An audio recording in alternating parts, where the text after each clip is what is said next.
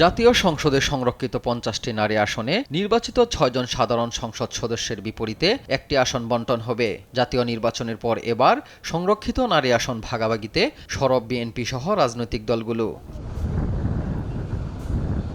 হিসেব অনুযায়ী বিএনপি এককভাবে ২০৯টি আসনের বিপরীতে সংরক্ষিত ৩৫টি আসন পাবে। এ বিষয়ে বিএনপি মহাসচিব ও স্থানীয় সরকার মন্ত্রী মির্জা ফখরুল ইসলাম আলমগীর জানান, যোগ্যতা দেখেই মনোনয়ন দেওয়া হবে। ঈদ উল ফিতরের আগে সংরক্ষিত আসনে মনোনয়ন চূড়ান্ত হওয়ার সম্ভাবনা নেই বলেও জানান তিনি। জনগণের সঙ্গে সম্পৃক্ত থাকতে হবে, রাজনীতির সঙ্গে সম্পৃক্ত, দলের সঙ্গে সম্পৃক্ত থাকতে হবে। আমাদের দলের পক্ষ থেকে যারা দলের সঙ্গে সম্পৃক্ত আছেন তাদেরকে প্রাধান্য দেওয়া হবে। ভবিষ্যৎ হোক নিরাপদ, বিনিয়োগ হোক বিশ্বস্ত, আর আমার পছন্দ সল্ট বে। ওয়েলকাম টু সল্ট বে।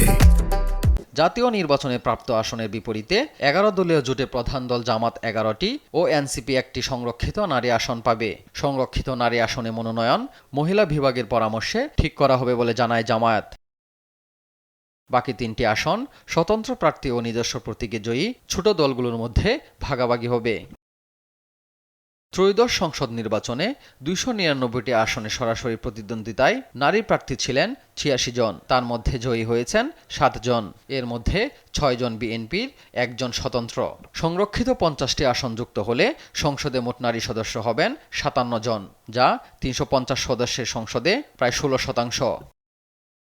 AH হিমেল, দেশ টিভি, ঢাকা।